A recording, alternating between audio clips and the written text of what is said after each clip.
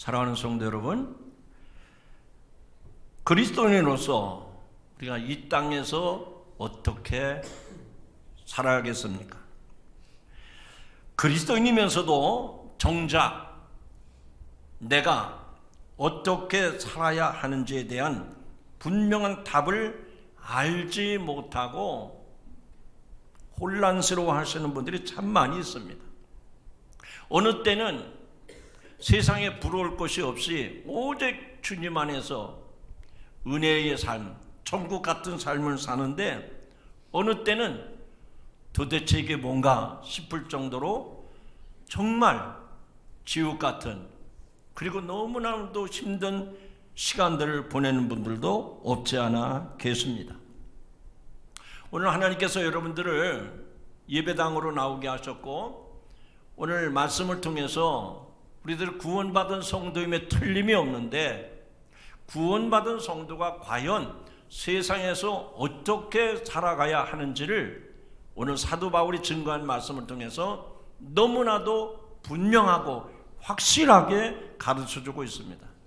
그래서 지금까지 여러분들이 신앙생활을 잘 해오셨겠지만, 과연 그렇게 믿음 생활 해온 것이 제대로 했는지 아니면 잘못되었는지, 그래서 이 말씀에 비춰서 다시 여러분의 신앙생활의 로드맵을 잘 정하시고 멋지게 신앙생활하는 성도 여러분들이 되기를 주님의 이름으로 축원합니다.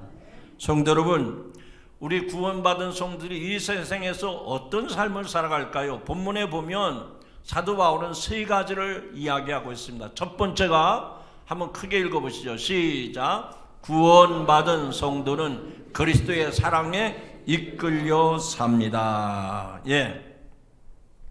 여러분이 구원받은 성도가 분명하다고 하면 그리스도의 사랑에 이끌려 살아가야 된다라는 얘기입니다.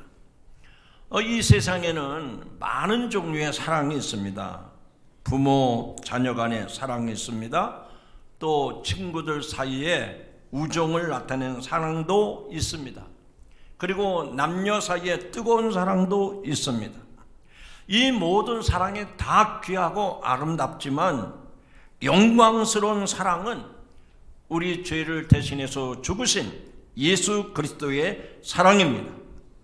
죄인을 위해서 자기의 생명을 내어놓으신 그리스도의 사랑을 우리는 대속의 은혜라고 부릅니다. 하나님은 죄인들에게 물어야 할 죄의 삭신, 죽음을 우리들에게 전가하지 아니하시고 예수 그리스도, 하나님의 아들이신 예수 그리스도에게 그 죽음을 넘기셨습니다. 그래서 이사야 선지자는 이사야 53장 5절 6절에서 이렇게 말합니다. 자, 이 말씀을 한번 같이 읽어보겠습니다. 이사야서 53장 5절 6절의 말씀입니다. 한번 크게 읽으시죠. 시작. 그가 찔림은 우리의 허물 때문이요 그가 상함은 우리의 죄악 때문이라. 그가 징계를 받음으로 우리는 평화를 누리고 그가 저쪽에 맞음으로 우리는 나음을 받았도다. 우리는 다 양 같아서 그릇 행하여 각기 제 길로 갔거늘 여호와께서는 우리 모두의 죄악을 그에게 담당시키셨도다. 아멘. 이 말씀을 보면 우리가 믿음 생활을 잘 하는 것 같은데 다 양 같아서 제고집대로 각기 제 길로 갔다는 거예요. 그럼에도 불구하고 하나님께서는 우리의 죄를, 우리의 모든 죄를 하나님의 어린 양 예수 그리스도에게 담당시키셨다라고 말씀을 합니다. 그리스도의 죽음으로 죄인이었던 저와 여러분이 하나님께 받아야 될 정죄와 심판과 저주가 모두 예수 그리스도 안에서 해결되었다라고 말씀을 합니다. 달리 말하면 우리가 지불해야 할 죄의 삭은 이제 더 이상 존재하지 않는다는 얘기입니다. 심판도 지나갔습니다. 더 이상 우리 앞에 저주가 남아있지 않게 되었다는 겁니다. 여러분, 이 말을 한마디로 말하면 우리가 저주 아래 심판을 받아야 될 텐데 그런 저주나 심판이 아니라 우리에게는 하나님의 은혜와 축복이 주어졌다라는 사실을 믿으시기 바랍니다. 그렇게 믿으시는 분은 크게 아멘 하시죠. 정말 믿으십니까? 확신하십니까? 그렇습니다. 내가 받아야 될 죄값을 나에게 묻지 아니하시고 당신의 아들 예수 그리스도에게 다 맡기셨어요.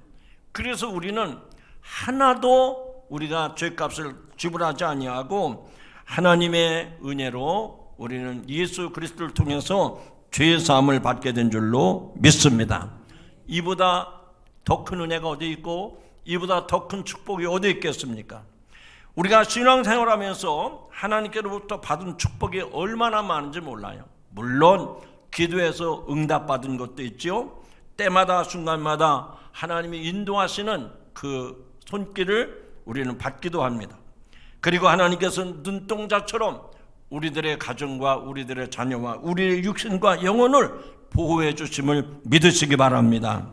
그러나 그 중에 가장 으뜸이 되는 것은 바로 대속의 사랑입니다. 즉 예수 그리스도는 십자가 위에서 희생 제물로 죽으실 정도로 우리를 사랑하셨다는 겁니다.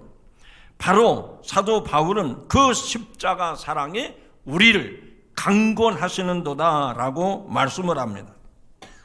여러분, 예수님의 사랑이 우리를 강권하신다는 거, 강권하신다는 거. 이 강권한다는 말에는 자신의 힘으로는 어쩔 수 없는 하나님의 강력한 붙드심, 하나님의 강력한 이끄심이 있다 하는 얘기입니다. 내가 원한다고 되는 것이 아니라 사도 바울의 사역의 원동력은 바로 그리스도의 사랑에 의해서 그 사랑이 자기를 붙들고 자기를 이끌어 가기 때문에 바울은 주님의 교회를 사랑하고 또 주님께서 맡기신 모든 성도들을 사랑하게 됐다 하는 얘기입니다. 그러니까 바울이 이방인의 사도로서 지금까지 그 길을 달려가는 것은 나를 향한 하나님의 그 뜨거운 사랑이 이 교회를 사랑하게 했고 그 편지를 받는 성도들을 사랑하게 했다는 겁니다. 한마디로 말하면 바울의 사역의 원동력은 십자가 사랑, 하나님의 놀라운 구속의 사랑 때문에 이 일을 감당하고 있다라고 말씀을 합니다. 심지어 오늘 우리가 읽은 본문 말씀에 보면 바울은 고린도 교회 성도들을 진심으로 사랑해서 그 사랑이 너무너무 뜨겁고 너무너무 간절해서 미쳤다고 하는 표현을 썼습니다. 그러니까 저 사도 바울이 원래는 유대인이었었는데 얼마나 유대인들을, 세상 모든 사람들을 사랑하고 교회를 사랑하는지 저 사람은 미쳤다, 저 사람은 미쳤다라고 오해를 받았다는 얘기입니다. 그러나 이 모든 것이 그리스도께서 자기를 강권하시는 사랑 때문에 모든 이들을 사랑하고 모든 교회를 사랑하게 됐다라는 얘기입니다. 여러분, 이 말을 들을 때 저는 굉장히 찔림을 받았어요. 여러분은 이 말씀을 들을 때 시큰둥하고 아무런 감각이 없습니까? 여러분들은 아마 자녀를 사랑하는 마음이 끔찍할 거예요. 그런데 주님이 우리를 그보다 더 큰 사랑을 베풀어 주셨는데 여러분들이 그리스도의 사랑으로 다른 사람들을 대하고 있습니까? 여기서 우리의 신앙의 괴리 현상이 나오는 거예요. 내가 자식을 사랑하는 것보다도 하나님은 당신의 아들을 십자가에 달려 죽게 해서 나를 죄값 치르지 아니하고 그 은혜 가운데 살게 했는데 그 사랑을 너무나도 가볍게 여기는 거예요. 너무나도 그 하나님의 은혜를 소홀히 여기는 거예요. 사도 바울이 뭐라고 그랬습니까? 그리스도의 사랑이 나를 강권하는도다. 내가 그래서 그 사랑을 힘입어서 다른 사람들에게 그리스도의 사랑이 흘러가게 하고 있다. 그런데 그런 모습을 보고 사람들이 나를 미쳤다고 한다. 그러면 이 말씀을 듣는 저와 여러분 솔직해집시다. 솔직해지자고요.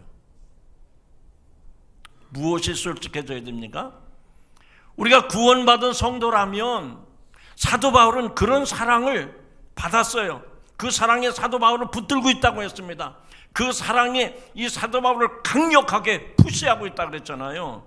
그런데 저와 여러분은 어떠냐는 얘기입니다. 그리스도의 사랑이 여러분을 강권하고 있습니까? 다른 사람이 볼 때 저 사람 예수 때문에 미쳤어. 여러분들 정말 그런 소리 듣고 신앙생활 하십니까? 우리는 이 아침에 솔직해질 필요가 있어요. 아니, 솔직할 정도가 아니라 반성하셔야 되고 회개하셔야 됩니다. 말로는 사랑타랑을 얼마나 잘합니까? 그런데 우리는 그 사랑을 너무 값없이 여기는 거예요. 너무 우습게 여기는 거예요. 하나님이 보여주신 사랑은 그런 사랑이 아니었는데 우리가 그 하나님의 놀라운 사랑을 세상에 욕된 것으로 다 바꿔버렸단 말이죠. 오늘 여러분에게 이 말씀이 찔림이 되고 여러분에게 이 말씀이 도전이 되기를 주님의 이름으로 축원합니다. 입술로만 사랑하면 안 돼요. 바울처럼 그리스도의 사랑이 나를 강권한다고 그랬잖아요. 그래서 사람들 앞에 내가 미쳤다는 소리를 들을 정도로 내가 교회를 사랑하고 성도들을 사랑한다고 했다면 그렇습니다. 우리도 사도 바울처럼 구원받은 것이 틀림이 없다면 우리도 그리스도의 사랑을 실천하며 살아가야 될 줄로 믿습니다. 오늘 여러분 마음속에 이런 결심이 세워지기를 주님의 이름으로 축원합니다. 다시 한번 강조합니다. 여러분, 신앙생활을요 폼나게 하지 마세요. 우리 그런 말 많이 하잖아요. 폼생폼사, 폼에 죽고 폼에 산다고. 그게 신앙생활이 아닙니다. 신앙생활은 폼 잡는 게 아니에요. 신앙은, 믿음은 실제입니다. 믿음은 실제입니다. 그 말을 제가 직선적으로 말씀을 드립니다. 여러분들이 예수 믿는 사람이라고 가족들에게 미쳤어. 여러분의 직장 동료들에게 저 사람은 교회에 미쳤고 저 사람은 예수에게 미쳤고 저 사람은 하나님에게 미쳤어. 돈이 아깝지도 않은가 봐. 교회 갖다 바치고 시간이 그렇게 많은데도 저 사람은 교회밖에 몰라. 그런 소리를 듣느냐 이 얘기예요. 우리는 신앙생활을 폼나게 하려고만 해요.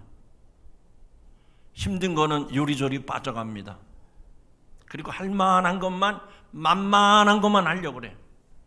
그러니 우리가 신앙생활이 온전히 세워질 수가 있겠습니까? 구원받은 성도라면 오늘의 말씀을 통해서 그리스도의 사랑으로 살아가는 우리 성도가 되시기를 주님의 이름으로 축원합니다. 두 번째로 구원받은 성도들은 어떻게 살아가야 될까? 크게 읽읍시다. 시작. 구원받은 성도는 그리스도를 위해 삽니다. 할렐루야. 우리가 그리스도의 사랑을 따라 살기 전에 우리는 모두 다 자신의 욕심을 따라 자신을 위해서 살았습니다. 하지만 구원받은 다음, 즉 그리스도 안에서 새로운 피조물이 된 이후에는 더 이상 나 자신을 위해서 살지 않습니다. 오늘 읽은 말씀 가운데 15절 말씀인데요, 이 말씀을 힘 있게 한번 읽어보시기 바랍니다. 시작. 그가 모든 사람을 대신하여 죽으심은 살아있는 자들로 하여금 다시는 그들 자신을 위하여 살지 않고 오직 그들을 대신하여 죽었다가 다시 살아나신 이를 위하여 살게 하려 함이라. 거기 끝부분에 보면 죽었다가 다시 살아나신 이, 그가 누굽니까? 우리 주 예수 그리스도 아니십니까? 죽었다가 3일 만에 부활하신 예수, 나에게 구원을 약속하시고 영생을 약속하시고 천국을 약속하신 부활하신 예수 그리스도. 사도 바울은 그를 위해서 살겠다고 다짐하고 증거하고 있는 겁니다. 다시 정확하게 말하면 우리를 위해 죽었다가 다신 예수 그리스도를 위해서 사는 것이 구원받은 성도의 마땅한 모습이라 이거예요. 우리를 위해 죽었다가 다시 살아나신 분은 예수 그리스도십니다. 그분은 우리의 구주가 됐습니다. 그분은 우리 인생의 주인이 됐습니다. 달리 말하면 우리가 구원받은 성도라면 나의 구원자이신 그리스도를 위해서 살아야 됩니다. 하지만 많은 사람들은 구주 되신 예수님을 주인으로 모시고 사는 것을 거부합니다. 교회에 오면 손들고 찬양합니다. 나의 주인 되신 주님, 내 생명 주께 드리나이다. 근데 문만 열고 나가면은요, 그때부터는 내가 주인이야. 주인 되시는 예수님 고백하고 그런 사람이요, 바로 문만 열고 나가면은 주님의 뜻을 따라가는 게 아니고요, 자기 생각, 자기의 주관, 자기 마음대로 결정을 하는 거예요. 오늘날 많은 사람들이 삶을 이끌어가는 가장 강력한 힘이 뭘까요? 돈이죠. 돈, 물질입니다. 세상 사람들은 당연히 그러려니 하지만 심지어는 예수 믿는 사람까지도 신앙이나 말씀이나 예수 그리스도가 아니고 물질에 의해서 치우쳐가는 거예요. 정치인들은 사람들을 돈으로 매수하려고 합니다. 의사들이 환자를 돈으로 보기 시작하면 그 환자를 제대로 치료할 수가 없습니다. 그뿐이겠습니까? 공직자들도, 서비스업에 종사하는 사람들도 마찬가지입니다. 사람을 나의 돈주머니를 채워줄 대상으로 보게 될 때 우리는 한 사람의 가치를 있는 그대로 존엄하게 대하지 않습니다. 이런 세상의 풍조가 신앙생활은 여러분들의 삶에는 없는가 하는 얘기입니다. 또 우리가 섬기는 이 교회 가운데는 이런 물질 우선주의, 이런 잘못된 가치관이 존재하지 않는가 생각해 봐야 됩니다. 언제부턴가 교인의 숫자가 돈으로 환산되는 타락한 인식들이 교회를 어지럽게, 교회를 혼탁하게 만들고 있습니다. 달리 말하면 신앙 중심이 아니고 그리스도가 중심이 아니고 이런 물질이 우선이 되다 보니까 성도의 신앙도 망가지고 교회의 본질도 무너지게 돼 있는 거예요. 이제는 이전의 방식으로 세상을 바라보고 해석해서는 안 됩니다. 세상의 가치관이 아니라 사도 바울의 고백처럼 나를 강권하시는, 나를 붙들고 나를 푸시하시는 그 주님의 사랑으로, 그 주님을 위해서 살아가는 성도 여러분들이 되기를 주님의 이름으로 축원합니다. 나는 직장 생활해야 됩니다. 나는 사업해야 됩니다. 나는 공직에 몸담아 있습니다. 여러분, 공직에 있는 사람은 공직에 있는 가운데서 그리스도를 향해서, 사업하시는 분은 사업의 현장에서 그리스도를 대신해서, 장사하시는 분은 장사하는 가운데에서 그리스도를 대신해서 장사하는 거예요. 목회자만 되라는 얘기는 아닙니다. 오늘 5장 17절 말씀인데 성경에서 많이 암송했던 말씀이죠. 한번 같이 읽어보겠습니다. 시작. 그런즉 누구든지 그리스도 안에 있으면 새로운 피조물이라. 이전 것은 지나갔으니 보라 새 것이 되었도다. 여기 보니까 구원받은 성도들에 대해서 여러분의 모습이 어떤 모습이냐? 이전 것은, 즉 옛날 죄 가운데 죄와 짝하며 살던 것, 그런 것들은 다 끝났다는 거. 어떻게 끝났습니까? 예수님이 그것을 다 십자가에 못 박아버렸어요. 그런데 이제는 그 십자가에 장사 지내고 난 다음 여러분들은 어떤 존재가 되느냐? 그리스도 안에 새로운 피조물이 됐다는 말씀입니다. 즉 그리스도 안에 있으면 그리스도와 신비적인 연합을 이루게 됐다는 얘기입니다. 그리스도와 완전한 연합으로 그리스도의 대속적인 죽음의 공로를 힘입어서 이제는 더 이상 여러분 앞에 죄가 얼씬거리지 못하게 했어요. 옛날엔 죄가 지배하는 대로 여러분이 끌려다녔습니다. 그런데 이제는 죄의 권세를 물리칠 수가 있어요. 죄에서 해방되었습니다. 그래서 육신의 소욕대로 살지 않냐고 날마다 은혜 충만, 성령 충만하게 사는 거예요. 여러분, 이런 말씀을 들을 때 그래, 그렇지. 설교를 들을 때는 그래. 그런데 바로 세상에 나가면 그런 은혜, 그런 기쁨, 그런 감격이 사라져.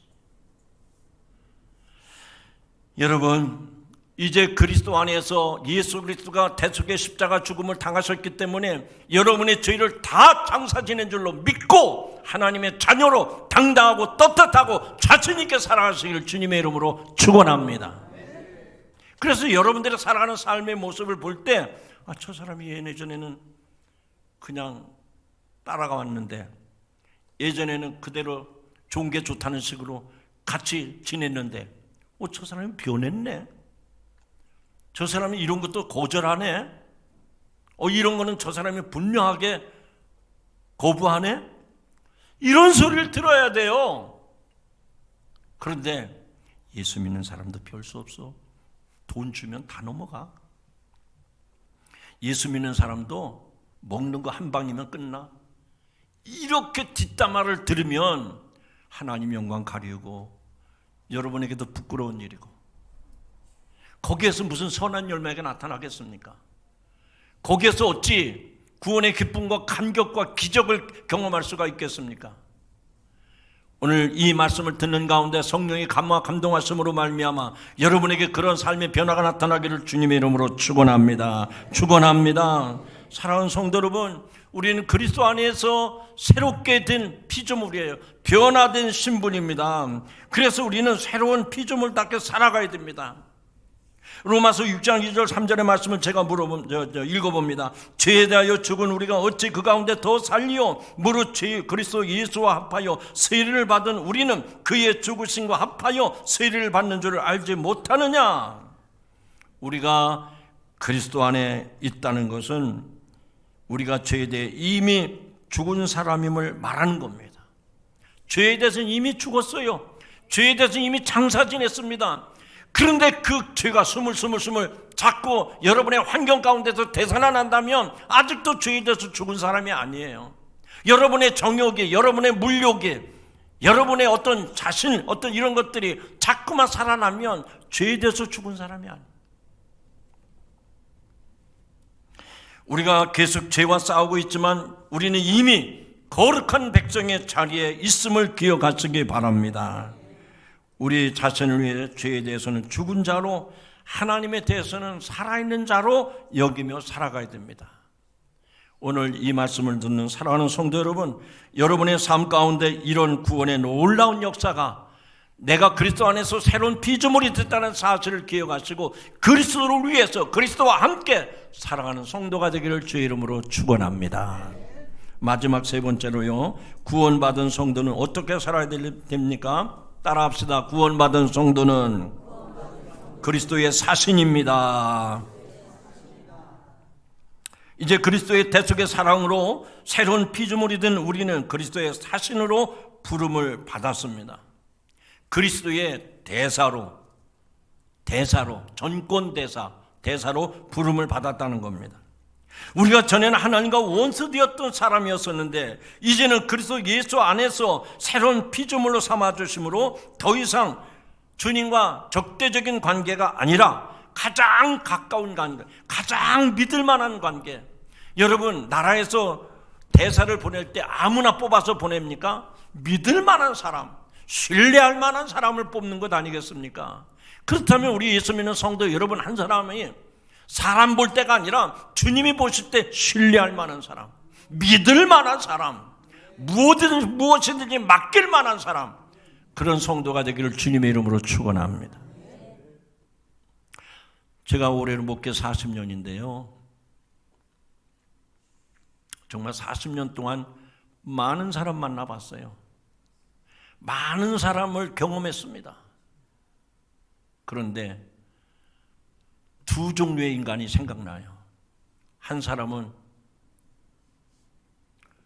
나를 등에 업고 나를 빌미로 해서 힘들게 했던 사람. 또 한 사람은 제가 목회하는 동안에 그분은 참 미미한 사람이었어요. 형편도 어려웠어요. 그런데 저를 위해서 뭐 큰 일이 아닌데도 저를 위해서 앞가림 하는 사람들이 있었어요. 지금도 고마운 생각이 듭니다.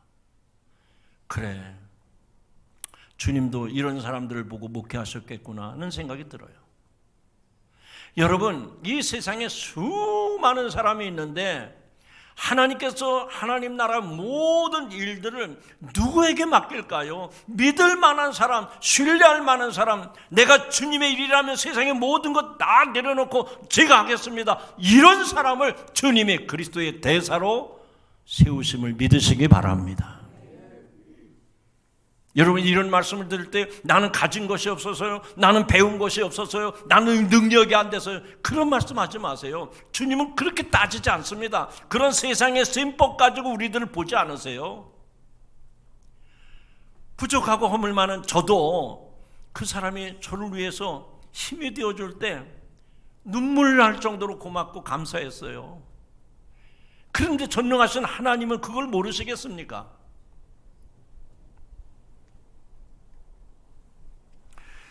여러분, 이제는 하나님께서 저와 여러분을 믿을 만한 사람으로 세우실 뿐만 아니라 우리를 가장 가까이 할 만한 사람, 이 세상에서 잘난 사람, 똑똑한 사람, 능력 있는 사람이 아니라 저와 여러분 예수 그리스도를 믿음으로 말미암아 구원받은 사람을 가장 가까이 하는 친근한 관계로 맺어주셨다는 거예요. 할렐루야. 이런 거 생각할 때 눈물 안 나요? 이런 거 생각할 때 가슴이 떨리지 않습니까? 그렇구나. 세상에 능력 있는 사람, 똑똑한 사람, 실력 있는 사람 얼마나 많아요. 그런데 나같이 부족하고 나같이 모자라고 나같이 허물 많은 사람, 결심을 했다가도 그 결심이 무너지고 이런 연약한 나 같은 사람을 신뢰하다니, 그 하나님께서 나를 가까이 하신다는 거예요. 친근하게 하신다는 겁니다. 여러분, 이 아침에 그분의 그 따뜻한 음성, 그분의 따뜻한 마음을 느끼는 여러분들이 되기를 주님의 이름으로 축원합니다. 그래서 우리를 따뜻하게 가까이 하고 싶고 친근하게 하고 싶다고 그랬는데, 오늘 말씀에 보면 그것이 하나님과 화목되었다라고 말씀을 해요. 하나님과 화목되었다. 우리는 이제 그리스도로 인해서 하나님과 화목하게 된 축복을 누리며 하나님과 친밀한 그런 삶을 살게 된 겁니다. 저는 여러분들이 이 말을 이렇게 성경에 나오는 단어들이요, 알아듣긴 듣는데 그 말이 구체적으로 무슨 뜻이지 이해가 안 되는 말들이 많거든요. 그래서 설교자가 필요한 겁니다. 여러분, 화목이라는 건 뭐예요? 우리는 예수 안에서 화목됐네. 화목이 나무 보일러 떼는 땔감을 말하는 건가? 화목이 도대체 뭐지? 알 듯하지만 잘 몰라요. 제가 설명을 합니다. 여기서 말하는 우리들을 하나님께서 친근하게 하셨는데, 화목하게 하셨는데, 하나님과 나만이 화목한 것이 아니고 내가 먼저 하나님과 화목하면 그 내가 또 다른 사람들과의 관계도 하나님께서 화목하게 하신다는 거예요. 행복한 공동체 말하고 있잖아요. 내가 하나님 앞에 행복한 사람이 되는 건 나 혼자로만 끝나면 안 돼요. 나 자신도 화목하지만 내 주변의 가족이나 동료들, 이웃들과 화목한 거, 이게 성경적인 원리거든요. 그러니까 여기서 화목이라고 하는 것은 하나님이 우리를 친근하게 하시는데, 마치 날줄과 씨줄이 짜여서 좋은 옷감이 되듯이 하나님이 우리의 신앙의 날줄과 씨줄처럼 잘 짜여진 관계를 맺는다는 거예요. 하나님께서 우리를 친근하게 하셔서 믿음의 날줄과 씨줄을 맞춰가지고 아름다운 옷감을 만들듯이 우리를 그렇게 친근하게 하신다는 겁니다. 그래서 우리는 하나님과의 관계가 틀어지면 그건 볼 거 없어요. 다른 사람과의 관계도 틀어지게 되어 있습니다. 날줄, 하나님과의 관계가 잘 됐는데 그 날줄만 가지고 옷감이 짜여집니까? 아니잖아요. 날줄이 있어야 되지만 거기에 또 씨줄이 있어야 돼요. 그래서 이 아름다운 옷감을 만들어내듯이 저와 여러분이 하나님과의 관계, 화목한 관계를 맺을 때 가족 간에도 그리고 이웃 간에도 좋은 관계를 맺음으로 하나님의 화목한 성도의 모습을 보여주게 되는 줄로 믿습니다.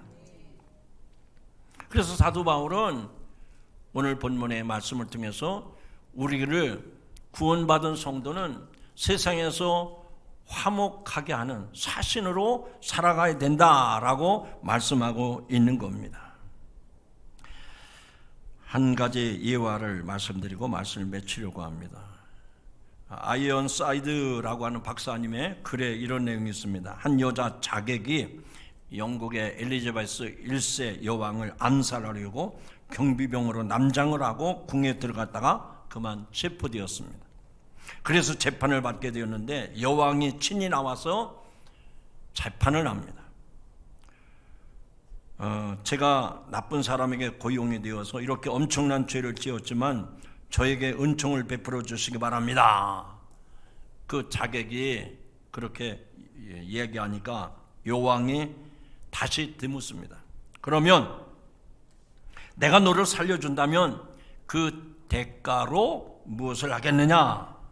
이 생명의 경각이 달려있는 이 순간 죄인은 이렇게 대답을 합니다. 조건이 있는 은총은 은총이 아닙니다. 한번 따라합시다. 조건이 있는 은총은 은총이 아닙니다. 그 말을 듣자마자 엘리자베스 여왕은 즉시 그 자리에서 그 사람을 석방했습니다. 그 후에 역사는 이런 보고를 하고 있습니다.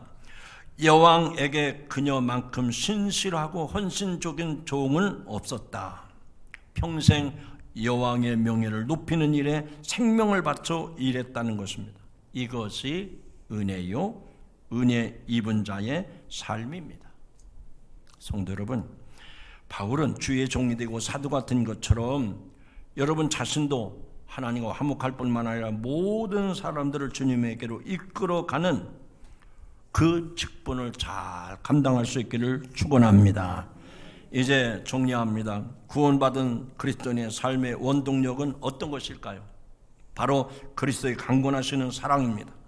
다메섹 도상에서 사도 바울을 사로잡아 사도의 직분을 감당하도록 이끈 힘은 다름 아닌 그리스도의 사랑이었습니다. 그러므로 구원받은 성도는 그리스도를 위해서 그리스도를 위한 삶을 살아야 됩니다. 그리스도를 주인 삼고 그분께 순종하며 더 나아가서는 그리스도의 사신으로 평화의 복음을 전하는 삶이 되어지기를 주님의 이름으로 축원합니다. 기도하십니다. 하나님, 만물보다 거짓되고 찌꺼기 같은 인생들, 하나님께서 당신의 독생자를 통해서 우리를 죄와 사망에서 살려주시고 영생 천국을 허락해 주심에 감사드립니다. 이제는 우리가 구원받은 성도가 되었는데 어떻게 살아야 되는지 더 이상 혼란에 빠지지 않게 하여 주시옵소서. 오늘도 사도 바울이 증거한 것처럼 그리스도의 사랑에 이끌려 살아가게 하여 주시옵소서. 날 구원하신 예수 그리스도를 위해서 살게 하여 주시옵소서. 우리를 세상을 화목케 하는 그리스도의 대사로 사신으로 삼으셨다고 했으니 그런 삶을 살아가도록 우리를 강권하여 주옵소서. 예수님의 이름으로 기도하옵나이다. 아멘.